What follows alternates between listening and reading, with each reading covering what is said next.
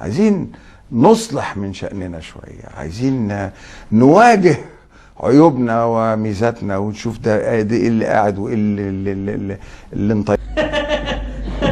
والله العظيم يا جدع، الجدع ده بيسمع حاجات غريبة وعمال.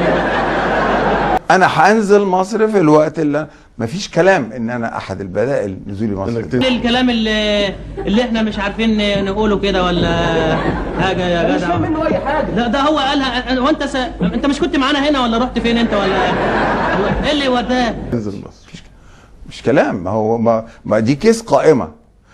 يشوف حضرتك دي حاجة موقفة هنا دلوقتي. مجرد الحاجة دي تعمل كده القاهرة تتحرك.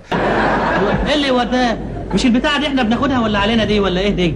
البتاعة اللي انت ايه؟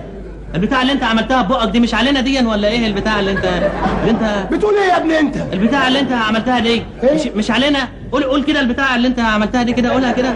يعني الطبيعي ان القاطرة تتحرك الناحية دي، بس موضوع يعني عناصر تعطيل للموضوع بس. ايه يا نهار اسود، ايه ده يا جدع ده؟ الواد منصور ماله؟ ما بيجمعش. ايه ده؟ السلوك اللي عنده مخه بقى في قفاه وجزمته بقت في دماغه. مش بتقول ايه يا ابني انت؟